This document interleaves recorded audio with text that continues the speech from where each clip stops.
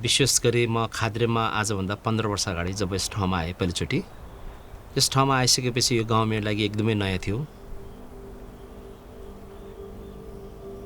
चारैतिरबाट जङ्गलले घेरेको, अनि विशेष गरी जब यो माथि पहाड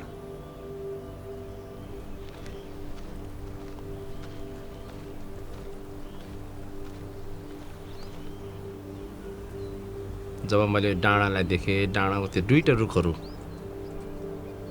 देख्दा मेरो हृदयमा एकदमै एक प्रकारको प्रश्न उब्ज्यो। यो दुईटा रुखको पछाडि, डाँडा पछाडि के छ भन्ने कुराहरू एकदमै जिज्ञासा जाग्यो।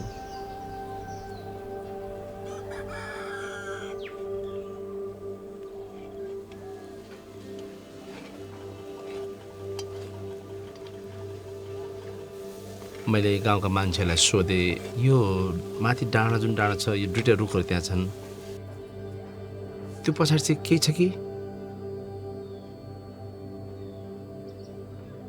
अनि गाउँका मान्छेले त्यहाँ चाहिँ एउटा गाउँ छ र त्यो गाउँको नाउँ चाहिँ खुम्खानी हो। गाउँको मान्छेलाई सोधेँ त्यहाँ कस्ता प्रकारका मान्छेहरू बस्छन् भने चाहिँ त्यहाँ चाहिँ एकदमै निम्न वर्गका गरिब मानिसहरू बस्छन्। अनि त्यो सुनिसकेपछि त्यो गाउँमा जाने मेरो ठुलो इच्छा जाग्यो। त्यसैले परमेश्वरले यो डाँडामा जानुपर्छ, यो डाँडापारीको गाउँमा जानुपर्छ भन्ने त्यो दर्शन र बोझ मेरो हृदयमा दिन प्रतिदिन हालिदिनु भयो।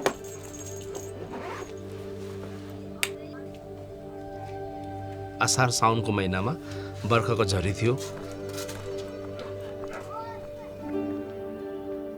मसँग 2-3 जना गाउँका साथीहरू पनि थिए र हामीले परमेश्वरको प्रेमको बारेमा एकअर्कासँग बाँड्दै र बिचमा हामीले विषम ठाउँहरूमा हामीले भजनहरू गाउँदै पनि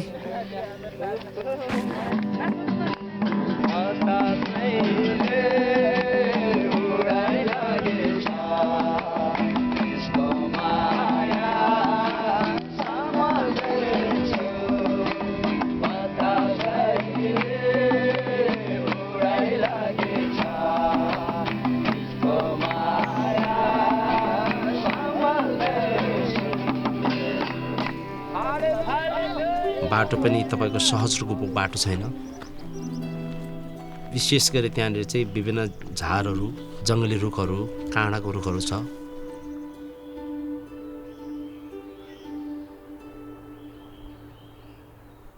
र कहिले पुगिला भन्ने त्यो पनि एकदमै त्यो भित्र मनमा त्यो कुराहरू आइराख्ने।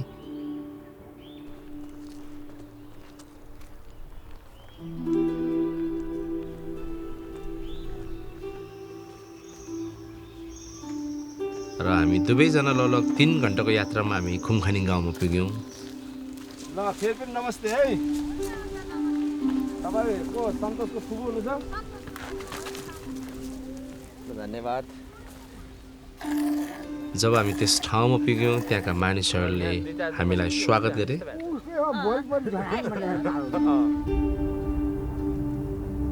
खुम्खानी गाउँका मानिसहरूका आवश्यकताहरू, उनीहरूको दैनिक आवश्यकताहरू पनि एकदमै धेरै उनीहरूलाई चुनौतीपूर्ण छ।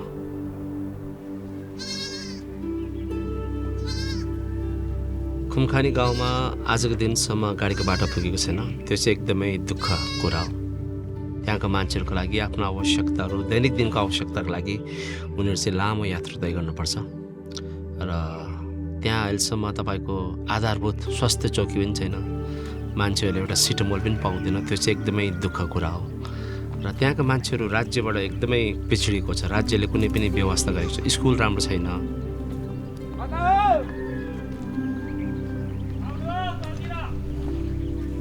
र बिस्तारै त्यहाँका मान्छेसँग मैले सम्बन्धहरू स्थापना गर्न थालेँ। मलाई अझै पनि याद छ ती दिनहरूमा हामीले खानाहरू पकाएर यहाँदेखि माथि डाँडामा खाना लिएर जान्थ्यौँ र उनीहरूको घरमा हामी बास माग्थ्यौँ र उनीहरूको खाना र हाम्रो खाना साटेर हामी खान्थ्यौँ। यसरी हामीले हाम्रो सम्बन्धहरूलाई हामीले सुरु गऱ्यौँ। त्यस्तै थियो। तपाईँले 5,000 दिनु नि। ए तलबाट आइकन बुद्धि भयो भने 5,000 मलाई सहयोग दिनु। विशेष गरी उमा चाहिँ खुम्खानी गाउँमै बसिन्। उनी लगभग 20 वर्षको उमेर हुँदा उनी चाहिँ आगोमा परिन्, कारण उनलाई मृगी रोग थियो। अहिले हामी उमाको घरमा छौँ यहाँनिर र आगोमा परेर उनको दाहिने खुट्टा र देब्रे खुट्टाको घुँडा एकदमै नराम्रोसँग जल्यो 6 महिनादेखि उनी चाहिँ एकचोटि मिर्गी लाग्यो र त्यसपछि उनका आमा बुवाहरूसँग उनलाई तल ल्याएर हस्पिटल ल्याएर उपचार गर्ने पैसा थिएन हिजो पनि भर्खर लगभग 6 महिनासम्म त्यो केटीले एकदमै दुःख पाएको रहेछ एकदमै अनि त्यो देख्दा मेरो हृदयमा एकदमै उनीप्रति त्यो दया भर्यो र परमेश्वरको आत्माले त्यो बेला मलाई भन्नुभयो तैँले चाहिँ यो नानीलाई तल हस्पिटल लग्नु पर्छ त्यसपछि मैले अनि मेरो टिमले हामीले डोकोमा उमालाई हालेर त्यसपछि हामी पाल्पा हस्पिटल गयौँ जहाँनिर उमाको अपरेसन भयो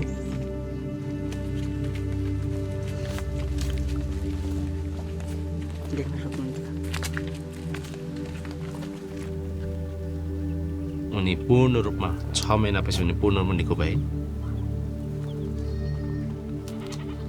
र जब हामीले उमालाई गाउँमा लिएर आयौँ गाउँका मान्छेहरू एकदमै अचम्बित भए कारण यो केटी मर्छ अब यो बाँच्दैन भनेर धेरै मान्छेले भनेका थिए कोमा यहाँ पनि पल्या त्यहाँदेखि यहाँ र यस्तरी भइरहेछ अहिले त ठिक छ दुख्दैन दुख्दैन त्यो कुराले चाहिँ गाउँका मानिसहरूलाई हामीप्रति र मण्डलीप्रति एकदमै सकारात्मक विचार हालिदियो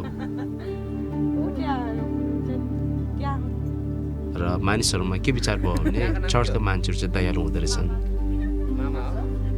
चर्चका मान्छेहरू चाहिँ दुखी कष्टमा परेको मान्छेहरूलाई सहायता गर्ने हृदयका हुँदो रहेछन् भनेर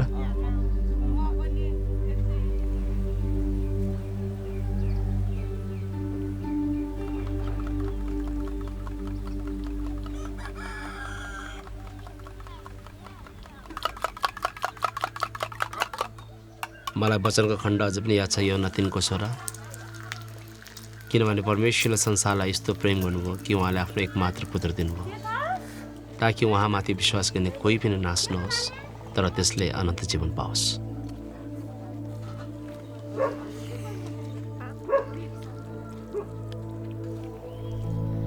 परमेश्वरको इच्छा यही नै हो कि एकजना मानिस पनि नमरोस्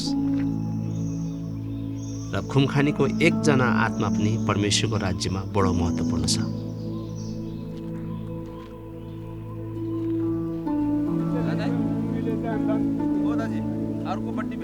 र जब जब मैले त्यहाँका मानिसहरूलाई देख्छु त्यहाँका मानिसहरू अझै पनि उनीहरू अन्धविश्वासमा धामी झाँक्रीमा झारफुकमा यति विश्वास छन् कि जहाँनिर उनीहरूले आफ्नो ज्यान पनि गुमाएका छन्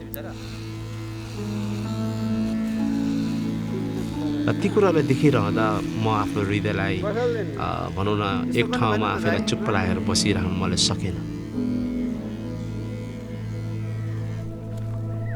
भनौँ न म जब जब त्यहाँ जान्छु त्यहाँका मानिसहरूलाई चाहिँ म प्रभु येशूको बारेमा भन्छु म उनीहरूलाई यही नै भन्छु कि परमेश्वर स्वर्गलाई छोडेर यस धरतीमा आउनु र वास्तवमा हामीले परमेश्वरलाई खोजेनौँ तर परमेश्वर स्वयंले नै हामी जस्ता अयोग्य तुच्छ र पापी मानिसलाई खोज्न आउनु र वास्तवमा सुसमाचारले एउटा आशा के दिन्छ भने मानिसहरूलाई वास्तवमा जब हामी येशूमा विश्वास गर्छौँ त्यस कुराले चाहिँ हामीले विश्वास गरेर हाम्रो पाप हाम्रो क्षमाउँछ म उनीहरूलाई विस्तृत रूपमा भन्छु र जसद्वारा चाहिँ उनीहरूले चाहिँ प्रभु येशूको बारेमा बिस्तारै बिस्तारै बुझ्दै जान्छन्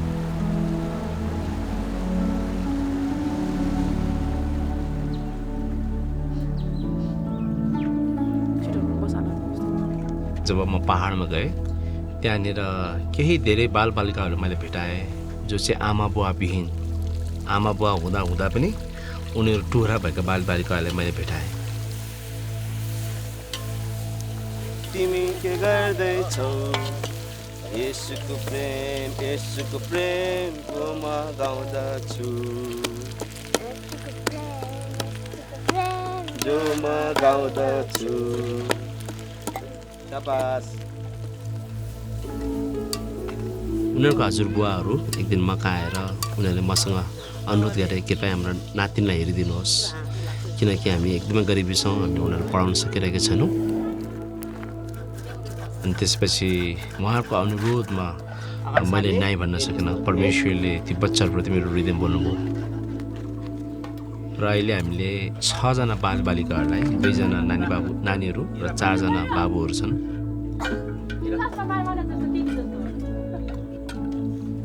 र साथै हाम्रो 2 जना आफ्नै नानी बाबु पनि छन् र हामीले उनीहरूको आत्मिक जीवन, उनीहरूको भौतिक जीवनदेखि लिएर उनीहरूलाई हरेक कुरामा पढाउने, लेखाउने र उनीहरूलाई परमेश्वरको वचनबाट सिकाउने कामहरू गरेका छौँ।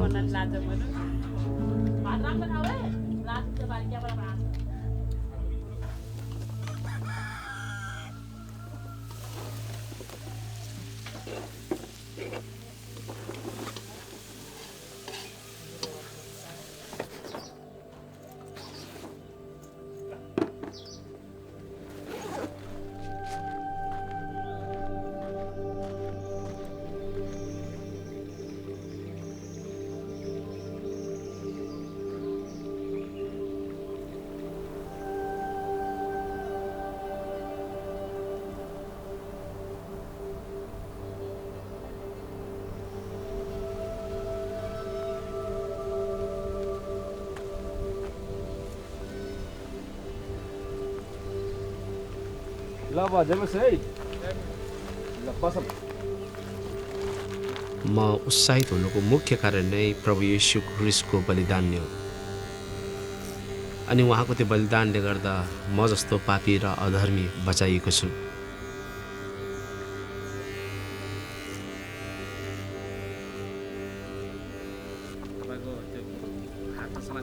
र म आफै मात्र बाँचेर होइन, तर मद्वारा पनि अरू मानिसहरूले पनि येशू ख्रीष्टलाई चिन्नुपर्छ र येशू ख्रीष्टबाट पाइने उद्धार र मुक्ति पाउनुपर्छ।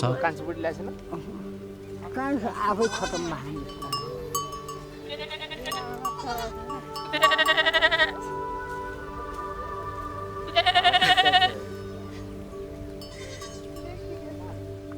र वास्तवमा मेरो हृदयको ठुलो चाहना यही नै छ कि म बाँचुन्जेलसम्म मानिसहरूलाई परमेश्वरको सत्यता र सुसमाचारलाई म मानिसहरूको बिचमा छर्न चाहन्छु।